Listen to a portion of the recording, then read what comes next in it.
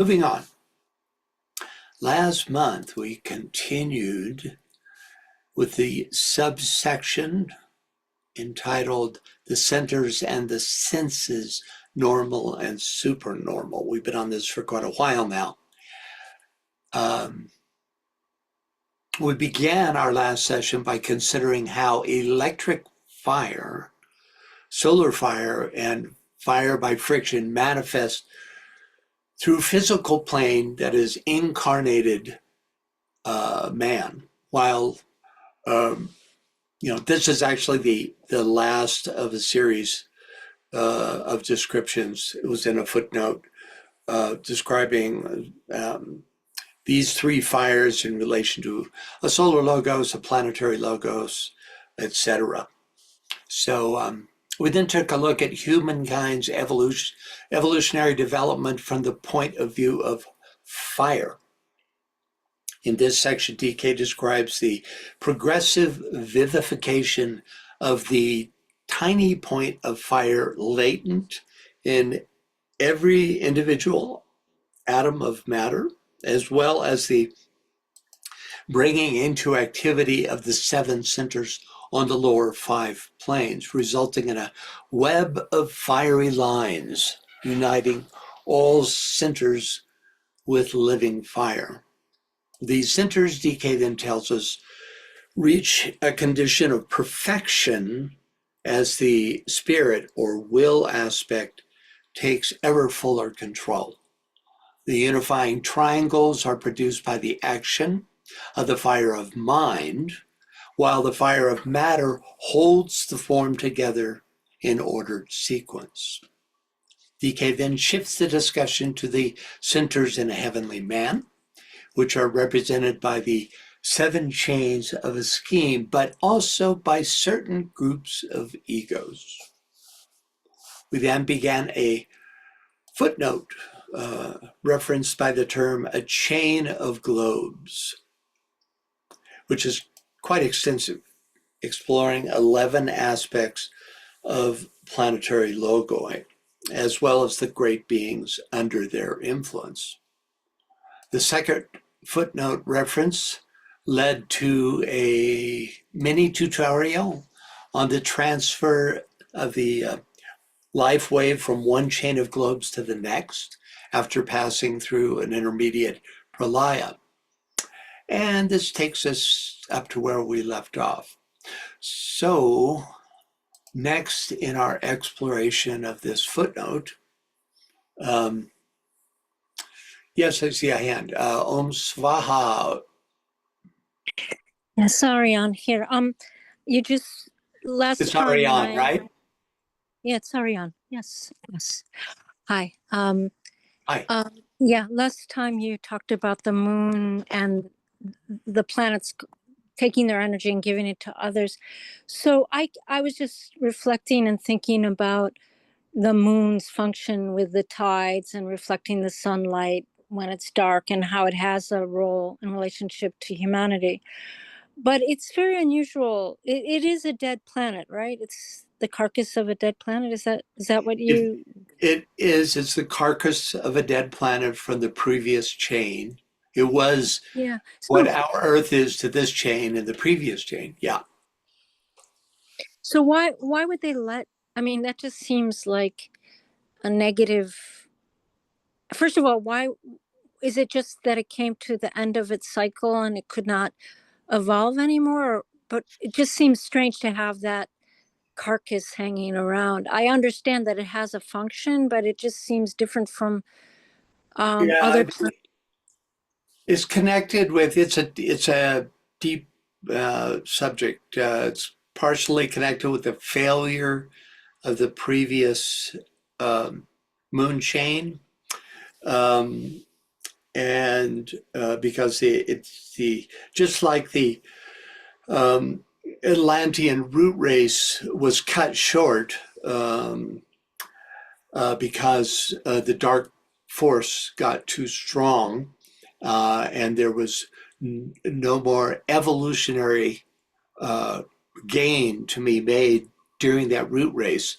A similar thing happened on on the moon chain. We don't have the specifics of what happened, but it's the life force was then transferred from the moon chain to the earth chain.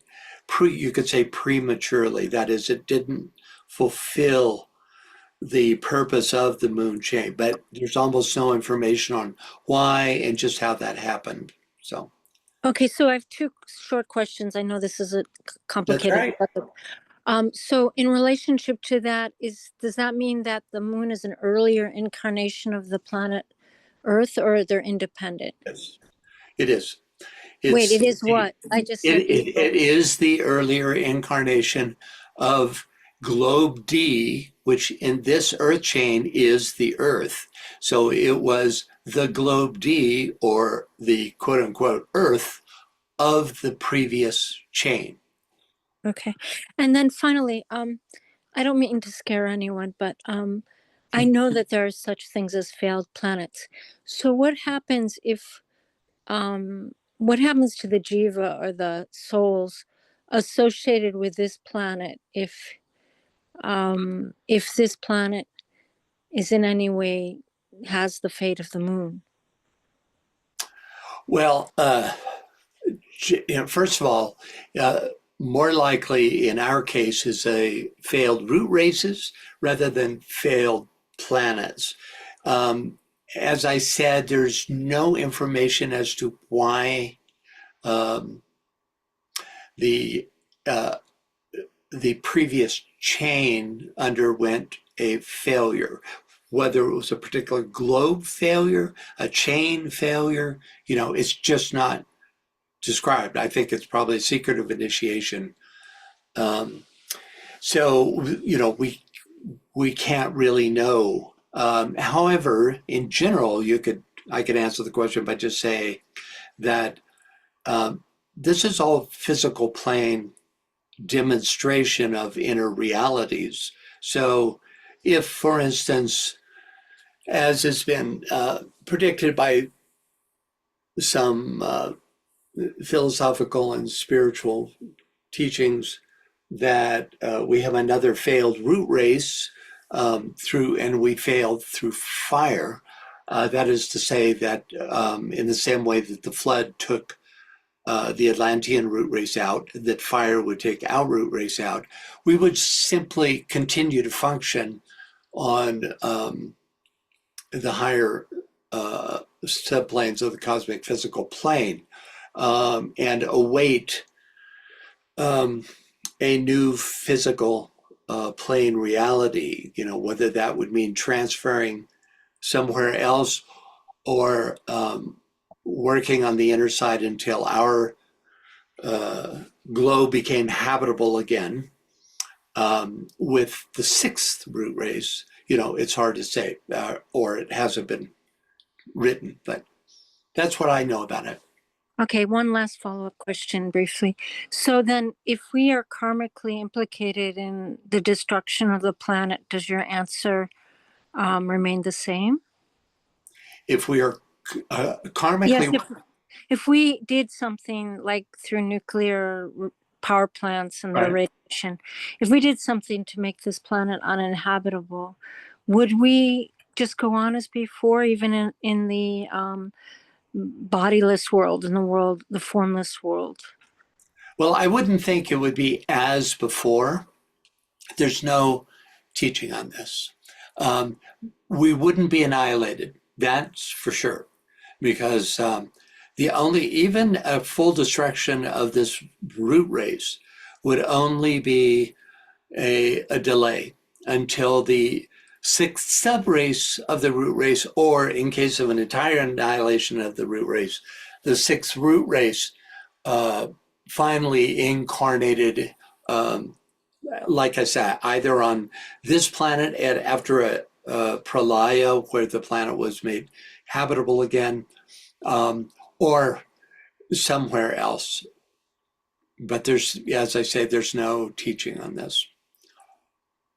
All we can be assured of is our continuity. We will continue. There is no annihilation in occultism. Okay, Barbara? Yes, this is another leftover from last week, in which we were talking about the 35 vortices of fire making a depth. And it looks like HPB says that the man needs 4 flames and 3 fires to become one on earth, and requires the essence of the 49 fires to be perfect. So, The 4 planes and the 3 fires, is that what she says? Well, the 4 planes would be counting from below upwards, I assume, which would include the Buddhic plane. It's a bit of a different teaching, isn't it, than the 35 fires, which have to do with the perfected centers in a master of wisdom, who demonstrates through 5 sheaths, that is physical, astral, mental, Buddhic, and Atmic, his 7 centers in each sheath. That's the 35 fires. I would have to see the context for this. Say the quote again one more time, please. Yes. This is from The Secret Doctrine, 2nd volume, page 57, and it says, man needs 4 flames and 3 fires to become one on earth, and he requires the essence of the 49 fires to be perfect. Okay, well, the first comment would have to do with incarnation. The 3 fires in that case would have to do with the mental, astral, and physical or material fires, right? And he requires the essence of the 49 fires, that the 49 fires would be the essence of all the subplanes of the cosmic physical plane to become perfect on earth. That's like a whole other kind of statement. That suggests like the preparation of a 9th initiate who perfects the 49 fires in order to be able to take the initiation called the refusal, where she no longer has any need for the cosmic physical plane. But without a further reading, I doubt that's for that last one, I doubt that's what she's talking about, because she never talked about the 9th initiation or anything like that. So I would have to do a deeper dive into the context to know what she means by, perfect the essence of the 49, or to embody the essence of the 49 fires to be perfect on earth. I would have to look more at that. Okay, anybody else? Okay.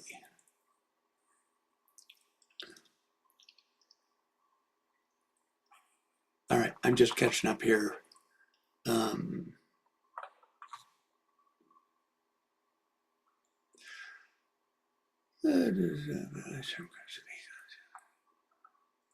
Right. So next in our exploration of this long footnote, some of the names and qualities of the 7 heavenly men. A, the 7 planetary logoi, or the 7 spirits before the throne. Actually, 2 names, both of which refer to the first or spirit aspect of a heavenly man. Often these names refer to different qualities or aspects of the heavenly man. Let's read about this from ToCF. Can we get a reader, please? And Veronica, you want to read? Yes, thank you. 7-fold electric fire. The 7 types of spiritual existence, or the 7 spirits before the throne, in their essential essence, the dynamic force or will lying back of all, manifestation. They form on their own plane in a peculiar sense the logoic jewel in the lotus, and hence are inconceivable to our intelligence in this solar system, as they are not revealed until the sun be made perfect, or the logoic consciousness is fully awakened. They are esoterically the spirits of darkness. Meaning the source of light. Okay. So next we have the 7 Kumaras. We're going to just consider one passage from the footnoted entries for all the rest of these, because otherwise we'd be here for like 2 webinars going through this material, as fascinating as it might be. So that's what we'll do. We'll just do this one quote for each of these entries. Can we get a reader, please?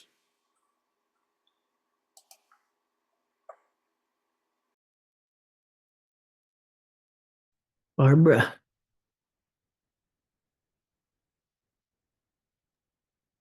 There is not the smallest doubt that the Kabiri, the most arcane of all the ancient deities, gods and men, great deities and titans, are identical with the Kumaras and Rujas headed by Kartikeya, a Kumari also.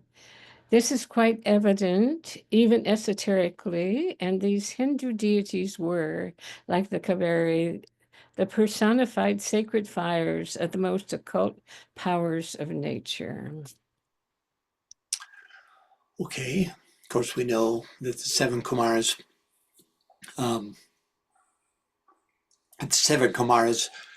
surround Sanat, or 6 Kumaras surround Sanat Kumara, making the 7th in Shambhala.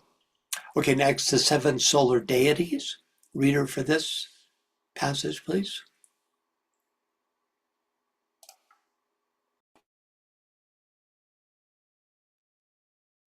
Janet, you want to read? Sure. With these verses, the mystic sense of the solar and lunar symbols are connected. The Pitris are lunar deities and our ancestors because they created the physical man. Ashnawata, the Kuram, Kumara. Kumara. Yeah, I know it, but I can't say it today. The 7 mystic sages are solar deities. Through the former are the Pitris also, and these are the fashioners of the inner man. They are the sons of fire because they are the first beings evolved from primordial fire. Thank you, Janet. Okay. Next, the primordial 7. So all these are just further descriptions, little thumbnail descriptions of each of these groups to fill out our understanding of what a heavenly man is. This one's longer. Can we get a reader? Jerry, did you want to read?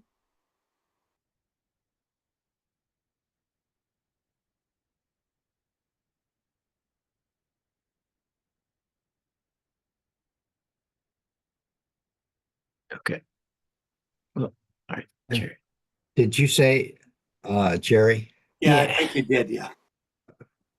Um, yes.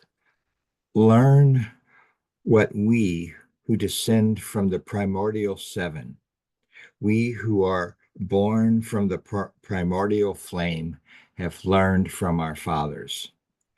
The distinction between the primordial and the subsequent 7 builders is this: the former are the ray and direct emanation of the first sacred 4, the Attractus. tetractus, that is the eternally self-existent one, eternal in essence. Note well, not in manifestation, and distinct from the universal one. Latent during Pralaya and active during Manvantara, the primordial proceed from father, mother, spirit, or Elis. Elis, whereas the other manifested quaternary and the seven proceed from the mother alone. It is the latter who is the Immaculate Virgin Mother who is overshadowed, not impregnated by the universal mystery. When she emerges from her state of laya or undifferentiated condition, in reality, they are of course all one, but their aspects on the various planes of being are different. The first primordial are the highest beings on the scale of existence. They are the archangels of Christianity, those who refuse, as Michael did in the latter system, and as did the eldest mind-born sons of Brahma, Vedas, to create, or rather to multiply. Thank you, Jerry. Okay, next, the seven builders. Could we get a reader, please? Kirsten, do you want to read? There are three chief groups of builders, and as many of the planetary spirits and the Lipika, each group being again divided into 7 subgroups. The builders are the representatives of the first mind-born entities, therefore of the primeval Rishi Prajapati, also the 7 great gods of Egypt, of which Osiris is the chief. Of the 7 Amshaspins of the Zoroastrians, with Ormazd at their head, or the 7 spirits of the face. The 7 Sephiroth, separated from the first triad, etc., etc. They built, or rather rebuilt, every system after the night.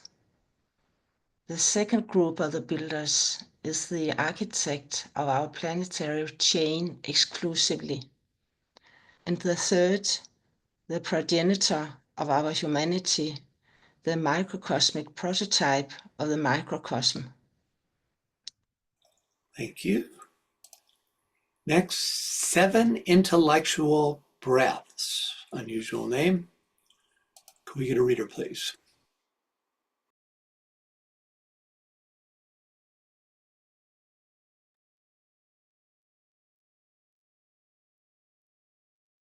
Marguerite.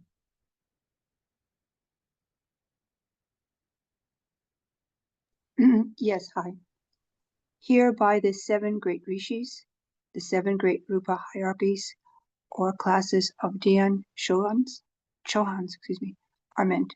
Let us bear in mind that the Saptarshi, the 7 rishis, are the regents of the 7 stars of the Great Bear, therefore of the same nature as the angels of the planets or the 7 great planetary spirits. They were all reborn, all men on earth, in various kalpas and races. Moreover, the 4 preceding manners are the 4 classes of the original Arupa gods, the Kumaras, the Rudas, and the Ashuras, etc., who are also said to have incarnated. They are not the Prajapatis, as the first are, but their informing principles, some of which have incarnated in men, while others have made other men simply the vehicles of their reflections. As Krishna truly says, the same words being repeated later by another vehicle of the Logos. I am the same to all beings. Those who worship me, the 6th principle or the intellectual divine soul, Buddhi, made conscious by its union with the higher faculties of Manas, are in me and I am in them. The Logos, being no personality, but the universal principle, is represented by all the divine powers born of its mind, the pure flames, or as they are called in occultism, the intellectual breaths, those angels who are said to have made themselves independent, i.e., passed from the passive and quiescent into the active state of self-consciousness. Thank you. Okay, next up, the 7 Manus. We're almost to this list. Reader, please. Stina.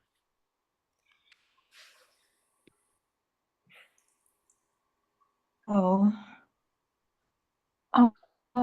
Esoteric doctrine teaches that the Dhyan Chohans are the collective aggregate of divine intelligence or primordial mind, and that the first Manus, the seven mind-born spiritual intelligences, are identical with the former.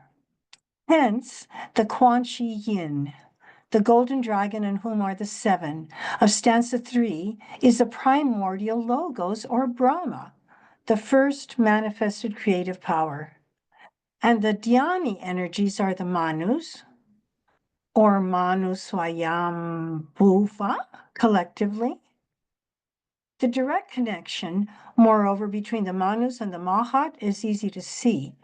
Manu is from the root man, to think, and thinking proceeds from the mind. It is in cosmogony the pre-nebular period. Thank you, Maria Christina. And next, the flames. Reader, please.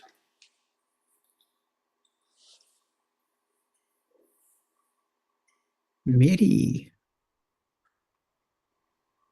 Therefore, the flames, whose functions are confused in the esoteric books, and who are called indifferently Prajapati, Pitris, Manus, Asuras, Rishis, Kumaras, etc., etc., are said to incarnate personally in the third root race and thus find themselves reborn over and over again.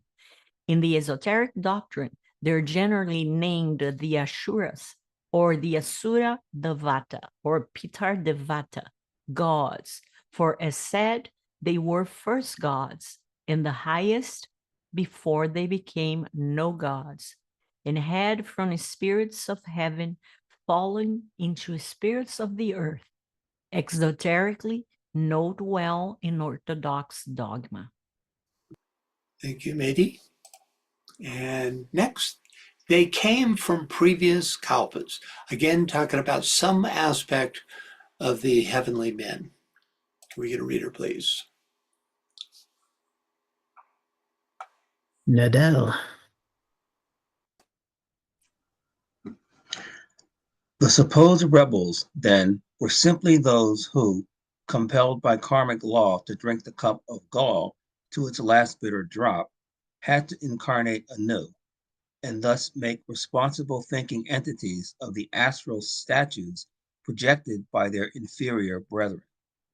Some are said to have refused because they had not in them the requisite materials, i.e., an astral body, since they were arupa. The refusal of others had reference to their having been adepts and yogis of long past preceding Manvantaras, another mystery. But later on, as Nirmanakayas, they sacrificed themselves for the good and salvation of the monads, which were waiting for their turn, and which otherwise would have had to linger for countless ages in irresponsible, animal-like, though in appearance human, forms. It may be a parable and an allegory within an allegory. Its solution is left to the intuition of the student if he only reads that which follows with his spiritual eye. Thanks, Nadel. And finally, their nature is knowledge and love. Reader, please.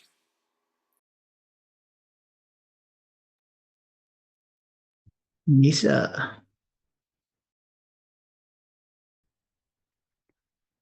Hence, tradition shows these celestial yogis offering themselves as voluntary victims in order to redeem humanity, created godlike and perfect at first, and to endow him with human affections and aspirations.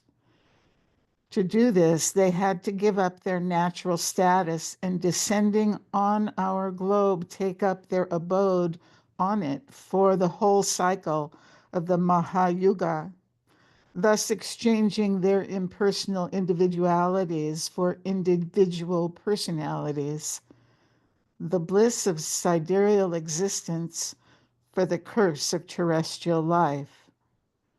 This voluntary sacrifice of the fiery angels, whose nature was knowledge and love, was construed by the exoteric theologies into a statement that shows the rebel angels hurled down from heaven into the darkness of hell, our earth. Hindu philosophy hints at the truth by teaching that the asuras hurled down by Shiva are only an intermediate state in which they prepare for higher degrees of purification and redemption from their wretched condition. But Christian theology, claiming to be based on the rock of divine love, charity, and justice of him it appeals to as its savior, has invented, to enforce that claim paradoxically, the dreary dogma of hell that Archimedean lever of Roman Catholic philosophy. Thank you. Okay. You know, there's hours of discussion and all of that, but I thought, you know, I didn't want to go too far down that rabbit hole, but I did want to give a flavor of the SD content that is, you know, in this long footnote here. And hopefully you were able to draw at least some of the relations to the planetary logos or those who work with or under the planetary logos. Okay, next up, the last part of the footnote. Could we get a reader, please?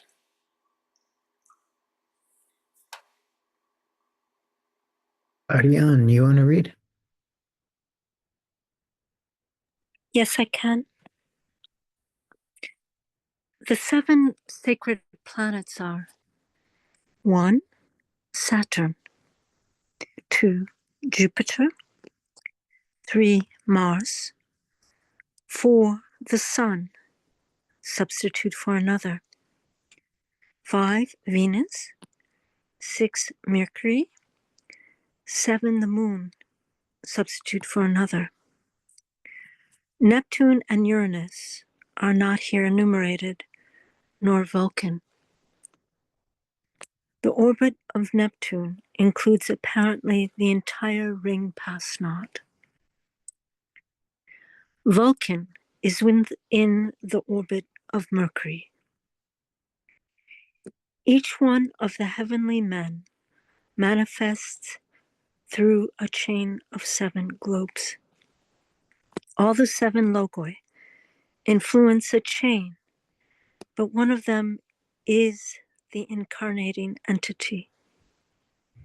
They influence A, some globe in chain, B, some plane, C, some round, D, some world period, E, some root race, F, some subrace, G, some branch race, H, some group, I, some human unit.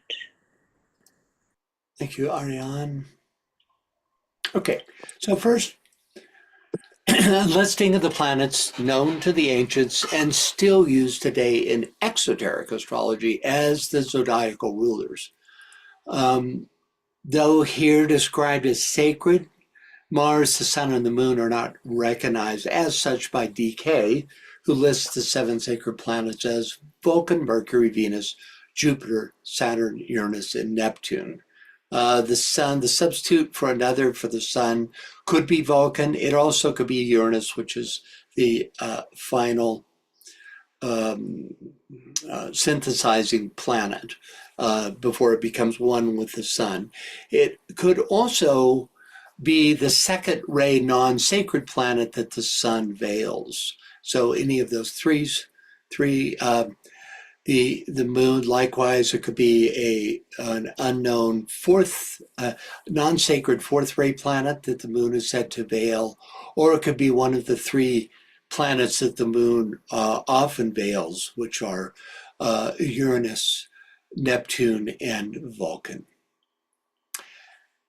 Next, two statements. Oops, I didn't separate that out.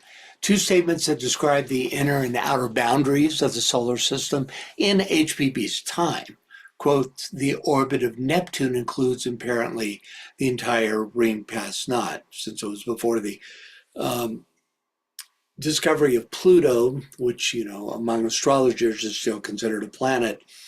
Yeah, it includes just that within the orbit of Neptune. And then finally, and Vulcan is within the orbit of Mercury, suggesting the inner bounds of the solar system. Next, each one of the heavenly men manifests through a chain of 7 globes. Peculiar statement, because actually a heavenly man manifests through a scheme of 7 chains. A chain lord manifests through a chain of 7 globes. That said, chain lords and globe lords, such as Sanat Kumara, are the representatives in time and space of a heavenly man. And so it could be said that a heavenly man is manifesting via a chain lord and globe lord through a chain of 7 globes. Next, all the 7 logoi influence a chain, but one of them is the incarnating entity. The incarnating entity is the primary planetary logos, who manifest through his scheme. 6 additional planetary logoi overshadow one each of the other 6 chains, as illustrated by the names of the chains in this chart of the Earth scheme, where we find Neptune associated with the first chain, Venus with the second, Saturn with the third, etc., etc., etc. We're going to get into this more a little later. So you see down here, this is the Earth logoi, who overshadows the Earth chain as well as the Earth globe. Next.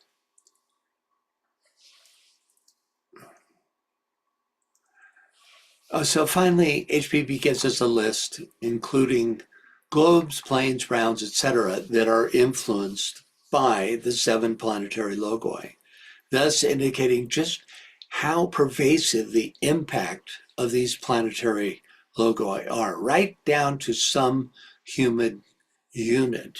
You know, we might assume that that would have to do with their birth chart. You know, it could be their sun sign or their rising sign or both.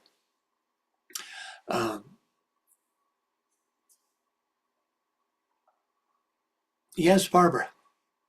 I'm just trying to understand this. So, so it would likely be the solar logos who is orchestrating the influence of the heavenly men and the planets,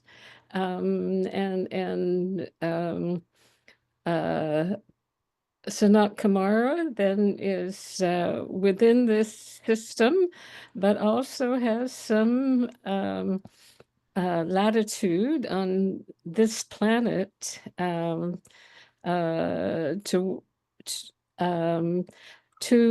pull the qualities of the 7 heavenly men. Is that more or less what the picture is here? Yeah, well, the solar logoic plan includes these 7 great energies, which are the ray lords, which are the 7 planetary logoi. And there's this sort of marvelous interconnectedness among, well, you know, really in all of the schemes of nature, where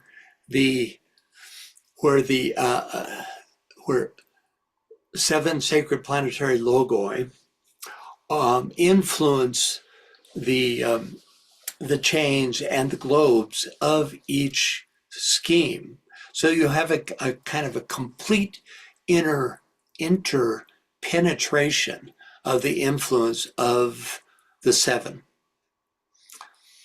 Then, of course, locally, meaning the planetary logos, this demonstrates as the rulers of the globe, of the chains, the logoic rulership of each chain, which we're going to be getting into right now.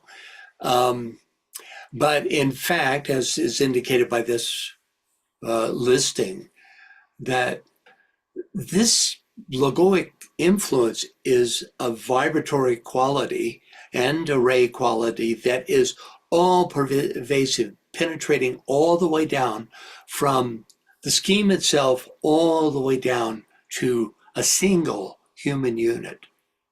Did that answer your question, Barbara?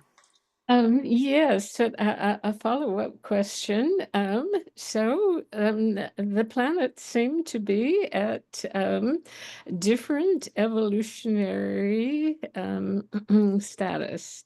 Some understanding that Venus may be ahead of the Earth. It is, yeah. Yeah, A full round plus a round plus one globe ahead of us. It's in its fifth chain and fifth globe. So, remarkable. That's like a full 7+1 globes in advance of the Earth. And it's leading the entire solar system in that way. Whereas the one other planet that's in advance of the Earth is Mercury, which is at it's still on the fourth round, but on its fifth globe. So it's a globe ahead of us in that way. There's a listing of this in ToCF, I believe. So anyway, in relation to that, what was your question? Therefore, ... Therefore, do the planetary men manifest in a different way on Earth, for example, than they would in Venus? That's a really good question. Well, each planetary logoi has a full range of influence, depending on the subplane of the cosmic physical plane that influence demonstrates. So naturally, any one of the planetary logoi would demonstrate at a higher level, for instance, on a higher plane of energy on Venus than on any of the other planets at this time, right? Because the humanity of Venus would be invoking that stream of energy, that higher stream of energy, in order to use those planetary logoic energy to advance, right? Yeah. Great. Thank you so much for that explanation. You're very, very welcome. Okay, so first on the list, the planetary logoi influence some globe in a chain. So the influence of a particular planetary logos extends not only to a specific chain, which we have already determined, right? Each one of these are chains, right, in this map of the entire scheme. And then I've broken them out over here so that you can see what they look like individually. These are the ones that occur in this. So their energy overshadows, rules, however you want to say it, a full chain, all the globes within a specific chain, right? But not only that, it also rules a particular globe in a chain. So here's the Earth chain, which we are in, of course, on the Earth globe. You can see that I pull it out from here. And So the planetary loci not only rule the chains, you can see the names, but also they rule the globes in a chain. You know, these are not names of the planets out in the solar system. They're names of the influence of these planets within our Earth chain, here within our Earth chain. So you have both chains and globes. Just want to make that real clear. So this creates a dual logoic influence for each globe, with one logos ruling the chain in which the globe appears, and the other the globe, not unlike the combined influence of a ray and a subray. For example, Venus, the Venus globe of the Earth chain, here's the Earth chain, here's Venus globe, is under the influence of both the Venus and the Earth logoi. You see how that works? In this chart of the Earth scheme, DK gives us only 3 globe names: Venus, the 2nd globe, Earth, the 4th globe, and Mercury, the 5th globe, and that only in the Earth chain. I know it's sometimes hard to get used to the nomenclature, right? Schemes, chains, globes, rounds. It's confusing at first, but eventually it starts to make better sense. So he only gives us these 3 names: Earth, Venus, Earth, and Mercury.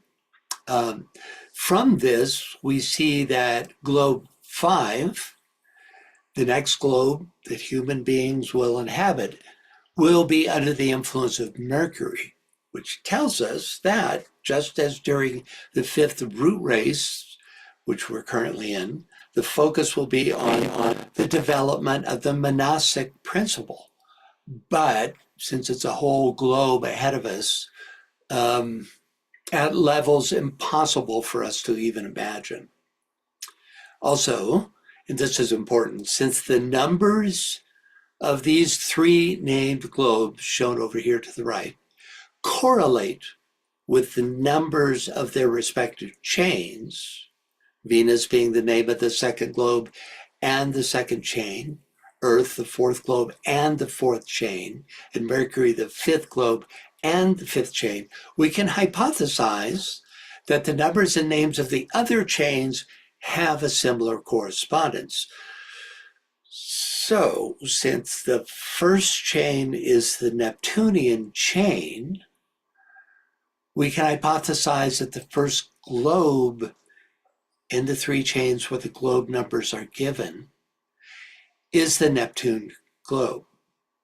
Since the 2nd chain is the Venus chain, we can in like manner identify the 2nd globe in the 3 chains where the globe numbers are given as the Venus globe.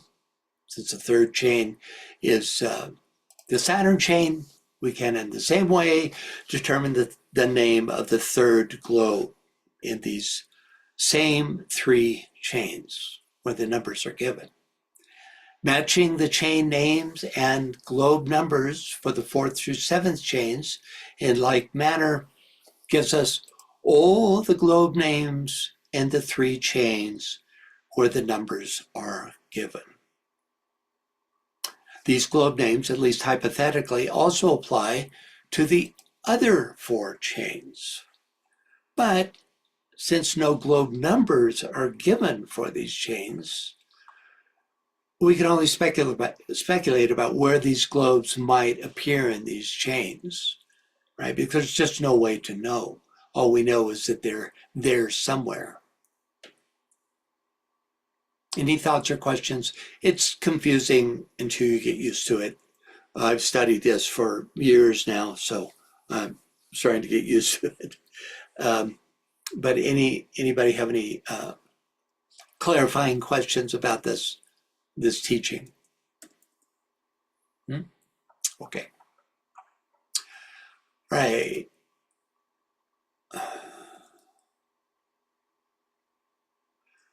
Yes, Diana. Could we deduce or reflect that in the chain of Mars is the sixth chain, Mars.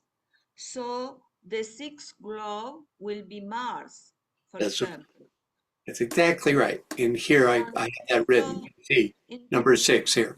Exactly. And in this sense, Mars will be in the seventh globe. It will be the next step for Mars, right? And it can be evolving very soon, or not. Within, let's just take the Earth chain here, the one in the middle, that, after we, at the next globe, we'll be in the Mercury globe. Following that, the sixth globe, which is a correlating globe, will be ruled by the Martian planetary logoi. And then that will give way to the synthesizing seventh globe, which is ruled by Jupiter. That's all within the fourth chain. The same thing is true of these other two chains, the Venus chain and the Mercury chain. I include those because these are the only chains where DK gives us the numbers, right? So yes, it's progressive. Now we can't even imagine what the Martian logo, who you have to remember is a great cosmic being, in spite of the fact that its particular system would seem to be less evolved than our own. But that doesn't affect that being's overshadowing of one of our globes or the qualities that it would bring to that globe, which really for us is unimaginable what those qualities might be. Does that make sense? Yes, Jerry.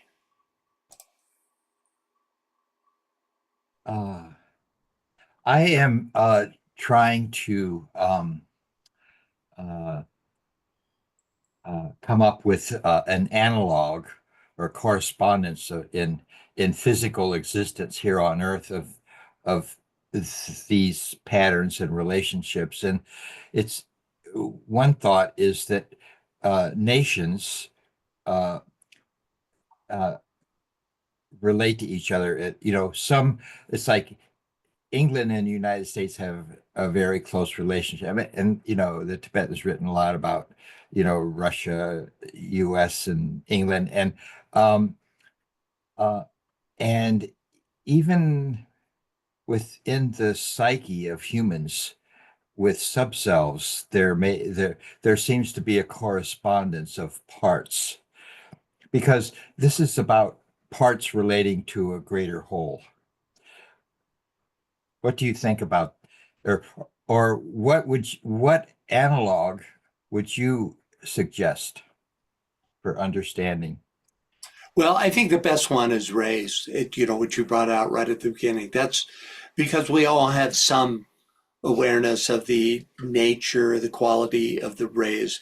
This is totally relevant here, but notice that the numbers of appearance doesn't correlate with the rays. So Neptune is the first chain. We know that, and we're hypothesizing that it's also the first globe. But its particular quality is of sixth ray at a very primordial level. Certainly is part of the formative nature that happens in the first globe. Venus is more associated with the second globe. With the second ray, it's said to have a second ray monad. And so there would, that's easier to understand. Mars actually is indicating its ray, its sixth ray, as is Saturn, its third ray. Mercury is normally associated with the fourth ray, but it's also a strongly monastic planet, and therefore is it doesn't seem out of line at all that it manifests as the fifth in a cycle, whatever that cycle is. Same thing with the Earth, which tends to represent dense physicality. So what did I leave out? The odd man out, also like Neptune, is Jupiter here, which, its rays don't seem to have the seventh ray. But there is a comment, and I can't pull it up right now, of an association between Jupiter and the seventh ray. Nonetheless, that's not necessary in order for these planets to be potent in these positions. In other words, second ray Jupiter is the qualities of the second ray would be necessary at this seventh ray. At the level of the seventh globe. In other words, the synthesizing function of the seventh globe would be very much enhanced by the Jupiter's second ray qualities. I don't feel like I fully answered your question in terms of like giving you an analogous system, but that does help us to further understand these. Yes, you gave an analogy utilizing rays, and that was helpful. Okay, good. Yeah. You could look at all the other qualities, of these planets that we know about, and apply them to these charts in order to determine, for instance, a sequence of progressing energies, etc. Ariane. Can you hear me? Yeah. Yeah, I have a couple comments and then a question. I'm 55 classes late joining you, and I am not very able to understand these lectures, but I want to just make a couple remarks, and you can correct me if I'm wrong, and then also a question. Okay. So the first thing is that these diagrams, these drawings, these polygonal shapes, they're talking about some kind of esoteric relationship, probably that has to do with the order of math and universal laws between planets. Is that correct? Yeah, in the given energy field of the logoi of the particular chain, So the Earth chain demonstrates in this particular geometric pattern. The Venus chain demonstrates its consciousness in this particular pattern. Yeah, but we don't know what the pattern means, or at least I don't. Well, I do speculate a bit on that coming up. Okay, so that's the first question, and thank you for explaining it later. I actually have two questions and two comments. The second comment is, of three, is that these remind me of the crop circles. And so the crop circles, actually, according to Benjamin Crumb, the Mars has three different realms. One realm that is much more evolved than the people on Earth, another that's about the same, and another that is much lower in their evolutionary attainment. And the ones that are lower than humanity are not allowed to travel. But Mars and Jupiter are the ones that actually create the UFOs or the UAPs out of thought. And they create these designs mostly in England, because that's where Maitreya is actually, to show that they are here working with the masters of wisdom, because their hierarchies are working with ours, and they leave these patterns. But again, I haven't studied sacred geometry, so I don't know exactly how to interpret them. Maybe one day I will have time. So that's the first thing. The second thing is, when we think from our own point of view, almost like children, as humans, that we're here to evolve, we forget that really it's the hierarchies also has its own own focus on its own evolution as well as the planet. So I guess these charts are looking at, it's like we're not really part of these charts in a way, is what you're implying. It's at another realm. It's so grand, it's on such a large scale that it doesn't really touch us in a certain way. It's just touching the logoid between the planets. Is that among the planets? Is that true? No, I don't think that's right. I think we're not, until you're initiated, you're not consciously aware of the influence of these, for instance, as these patterns. But I would say, for instance, if you take this earth chain down here at the bottom, that every living being is influenced by this pattern. It's fundamental to the manifestation of this earth chain, and very specifically of this earth. So the fact that we are one of the 4 outer planets and that there's 3 inner planets is a deeply influencing energy, though we won't know what it means esoterically until we move into the higher initiations. And even then, only if we, like decay, choose to follow this line of pursuit, to know specifically. But that doesn't in any way negate the influence, which is there for everything, everyone, every sentient being on planet Earth within the Earth chain. Yeah, that is very interesting to me because obviously we're not conscious of it, but also that basically whatever group or chain you're associated with is going to color your consciousness or the way you evolve, is what you're implying. Is that true? Yeah, but you wouldn't necessarily be choosing that. I mean, No. Yeah, going back to the list, where he says it influences every chain, every globe, every group, and even every individual, right?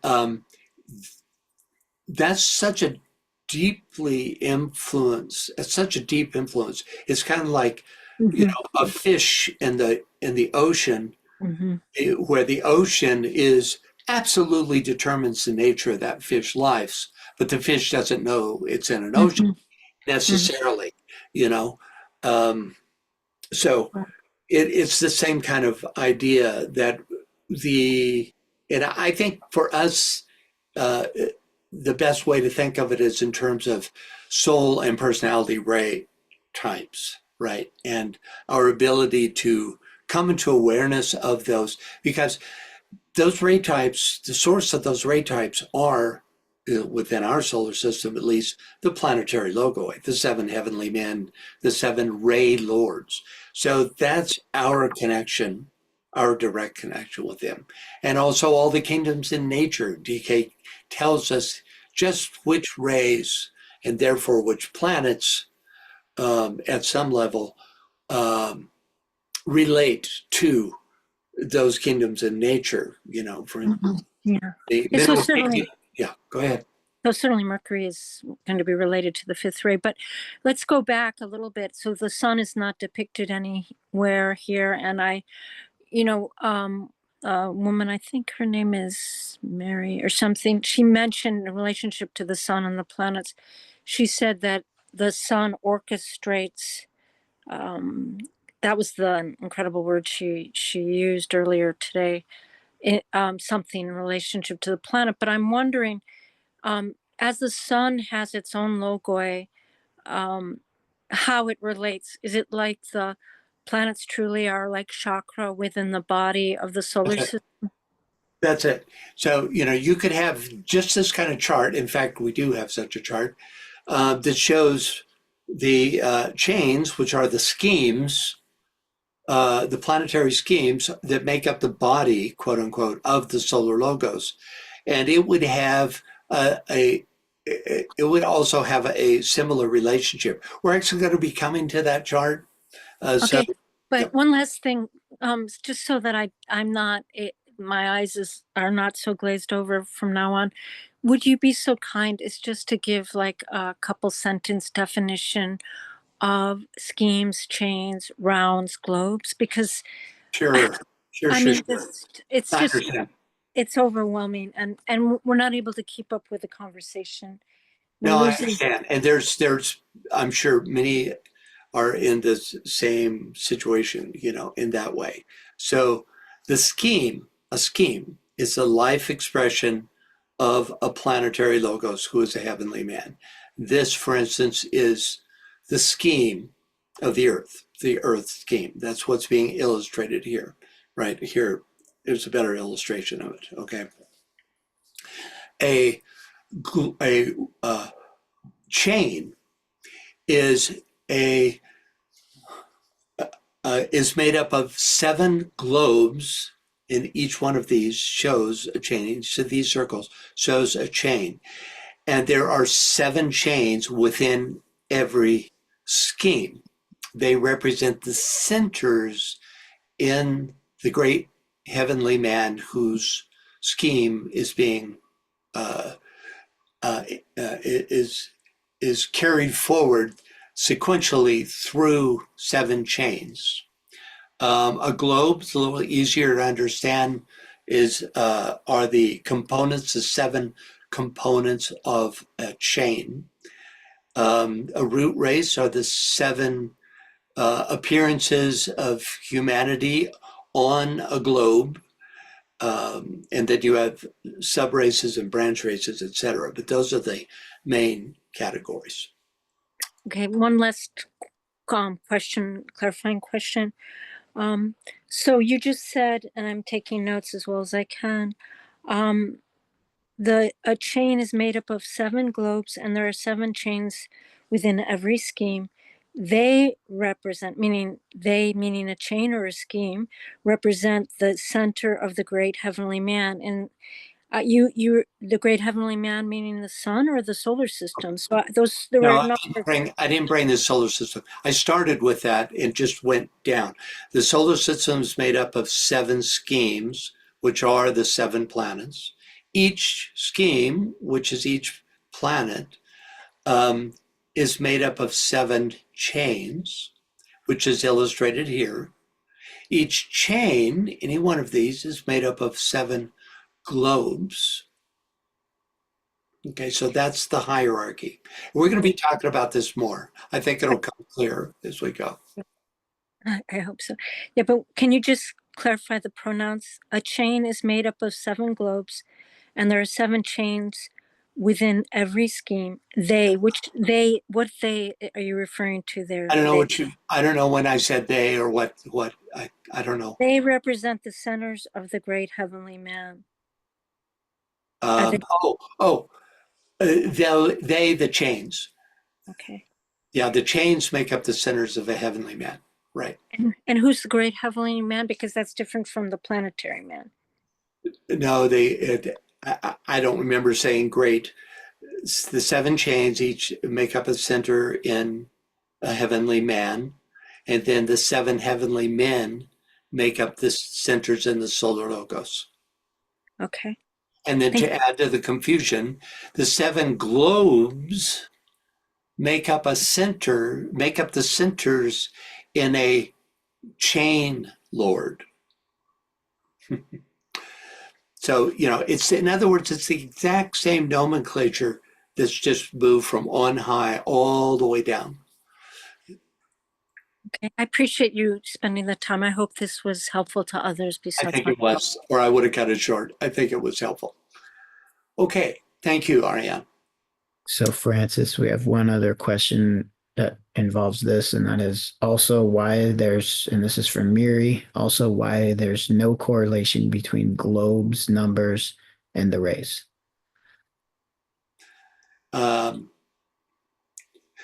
Yeah, that's a good question. It's because they're separate systems. If you take here, let's go to a chart that has, for instance, any one of these over here where it shows the globes a little bigger. Let me go back to where this is. Yeah, here we go. Okay, so a good example is Neptune. So why isn't there a correlation between the 6th ray Neptune, which has a 2nd ray monad, and the first globe, because this influence of the second ray, our sixth ray, is, for reasons that we could only speculate on, necessary for the initiating impulse that this first globe represents, right? And you could go straight through the globes in that way. Some of them do correlate quite nicely, but not universally. They're just two separate systems, right? And the rays are needed in the and the rays aren't the only thing going on in a planetary logoic influence, but they are needed at these different stages that the globes represent. Ariane. So sorry to take up so much space, but I can't help it. It's just that. So was Neptune an earlier planet that it's number one, or why is it numbered one there? Do you know? And then I want to make a comment about the sixth ray of Neptune. Okay, it's irrespective of it being an earlier planet, its influence. These aren't the planets themselves. Everybody knows that. They represent the logoic influence on the globes during the change of the Earth scheme only, right? In this case, of the Earth scheme only. So, right. So, for reasons mostly unfathomable to us, Neptune has been placed in this position, not only of we know, for instance, that it's the first chain.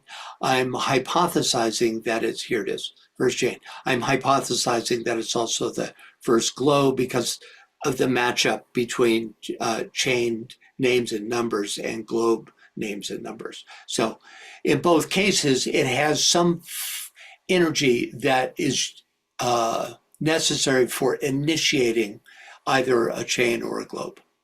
Yeah, so I can say something here because I'm intuiting this. So you can see it's sort of when the writer talks about primordial, it has a very primitive design compared to the other globes or chains. And then if we think about the sixth ray, that is the impulse of the desire element, that's everything is born of desire. But as one evolves, one has to learn how to sacrifice desire for a greater good. It seems like it comes from that idea that a desire creates an impulse. And then as we evolve, we try to refine our desires. We try to go and make them spiritualized, they change in nature. We don't lose all desire. And then we also detach from them and we relinquish them in the service of the whole or something larger. So it seems like it might have something to do with that. That's the microcosmic analogy, but something you said actually does relate to the macrocosm here, which is that the sixth ray is the cosmic astral plane, which is the plane that precedes physical plane manifestation. So it could be that in that rulership and the hierarchies that are associated with it, that there is a will to be that is initiated and made possible through this chain, through this Neptunian energy, in order to bring in, to initiate really the entire scheme. Right, it initiates the entire scheme. This new Neptunian energy does. And that's yeah. very. It's like growth, or it's like the zygote with the sperm and the ovum or whatever. It's just almost like differentiation. It's like a very early stage. Like there's desire, and everything is moving out from a point. The point has more energy and more consciousness, and then growth is like a descending octave in a certain way until it reorients itself into some kind of meaningful design or structure. So yeah, I think this is really interesting in a way. If we were to meditate on these, like we could just look at them and close our eyes and just try to drop into the drawing, we might get a sense of it. And I appreciate your interest. It's always difficult. These rabbit holes, are difficult because some people don't want to spend this much time with it. I tend to want to really explore. And I've explored this partially, but not entirely. And what you're suggesting is a further exploration, which, I very much appreciate. And I will just add that, Ariane, that I think this first and seventh plane shown here, right, this pattern is a blind. I think it's not the actual pattern. It's it's a kind of universal pattern that suggests that the actual pattern is not available for us to know. That's just one possibility. The other is that it's so primordial that that there's literally no pattern yet evolved. But I would leave it at that because that's another rabbit hole that I don't want to go down. Okay, thank you. Really, thank you for your interest in this. So, Yep. a lot. Yeah. We got, let's see. Yeah. Joe asks, why is Uranus not shown in these drawings? Well, it's interesting. There's one comment late in a treatise on cosmic fire that says that in the seventh plane, Uranus takes the place of Jupiter in the later stages, suggesting that there's a changing of the guard in the last the last stages of the seventh chain, and Uranus, which is pure synthesizing energy, comes in, you could say, to finish the job. Otherwise, I would just say in general that Uranus is not about manifestation. It's about synthesis. And these energies are all about manifestation. Yes. Anyone else? Yeah, Vivian says, I read somewhere that Neptune came from outside our system, perhaps outside our galaxy. Yeah.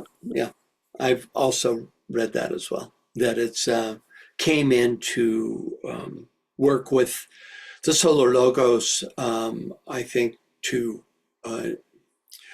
add its energy to this quality of the second aspect because it has a second ray monad. We can only know what DK has written about this, but I think that's a DK comment, actually, that I remember Michael Robbins saying that during one of his lectures. So anyone else? That's all for chat. Okay, good. I'm actually glad that we sort of stopped on this because it allows you to get used to the language and to the patterns that are here. Because if you go too quick through this, it's just it's meaningless to many people. Okay, so a lot more can be hypothesized about this chart, such as the meaning of the 6 different patterns shown here at left, formed by the 7 globes for each chain, as well as the pattern of the Earth scheme itself, which is interestingly similar to the pattern of the entire Earth chain, with both forming an outer square and an inner triangle of planets. So much so that when superimposed, we see that the 2 charts even have an identical axis.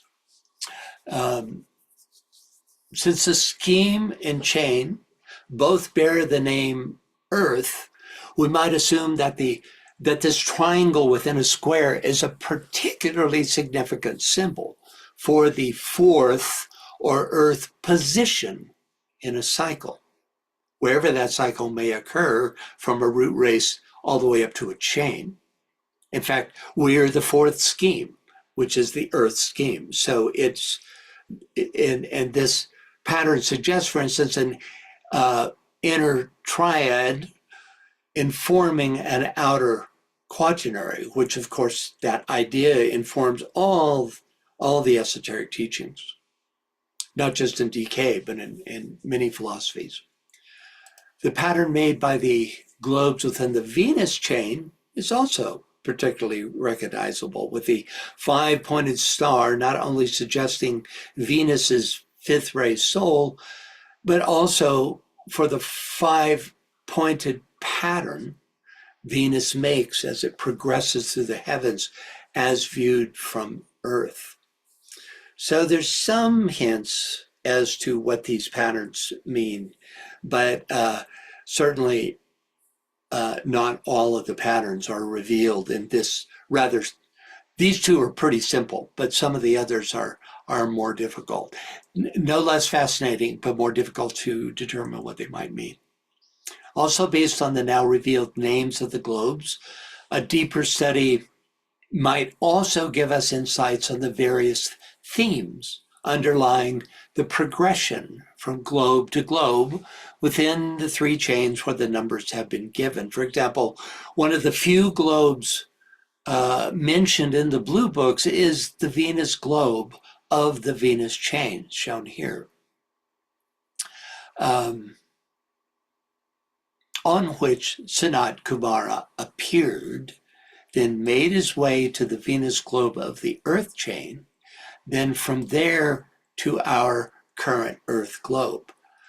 But the actual paths from the Venus chain to the Earth chain are probably indicated by these three faint lines of connection emanating from globe 6. You see these lines, the three faint lines? Globe 6 of the Venus chain. Using our hypothetical numbering system, let's just for fun trace the path that Sanat Kumara may have actually taken to arrive on our Earth globe. Because the three connecting lines between the Venus and Earth chain all emanate from the 6th globe of the Venus chain, we might hypothesize that Sanat Kumara first traveled to this globe 6 from within the Venus chain. Then from there, indicated by the faint line that connects it to globe 4, he traveled to this globe, the Earth globe of the Venus chain. Then from there to the Venus globe of the Earth chain, that's along one of these three faint lines. And finally from Venus to the Earth globe within our chain. This entire completely hypothetical route looks like this. By the way, you may have noticed that there are lines emanating from the center of the Earth scheme that indicate paths connecting the Earth scheme with the other schemes of the solar system. Well, it turns out that the angles of these paths are not merely suggestive, but are in fact drawn in such a way that they precisely correlate and integrate with another Treatise on Cosmic Fire chart from page 373 called the Solar Septenary Chart. In fact, when the two charts are integrated, we see that the paths emanating from the Earth's chain have very specific destinations. So here are, what I did is I just took this chart of the Earth scheme and I shrunk it down to overlay on this chart at this position of the Earth scheme, right? And then following these lines of emanation and extending them outward within this greater chart, which this is the whole chart, this is a close-up, it turns out that these lines went to precise destinations, which are quite fascinating in and of themselves. In fact, when the two charts, correlating these two charts also reveals two additional pathways, one to the Venus scheme and the other to the Jupiter scheme, here shown in blue, thus illustrating a triangle between Jupiter, Venus, and Earth, which is often mentioned by DK. Quote, the planets Venus and Jupiter are exceedingly closely connected with the Earth and form eventually an esoteric triangle. So, this is kind of esoteric, nerdy, nerdism, but I don't know. I've never seen this before. I've never seen this correlation made between the Earth scheme and this septenary chart. I was thrilled when I extended these lines that are shown over here to discover that they actually went somewhere specific in this greater chart. So, yeah.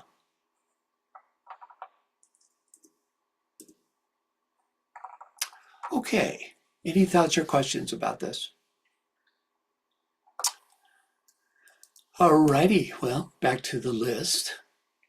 How are we doing? We're just about out. In fact, this is a perfect place to stop because we kind of get back into this new segment. I'm glad we were able to get through this part of it.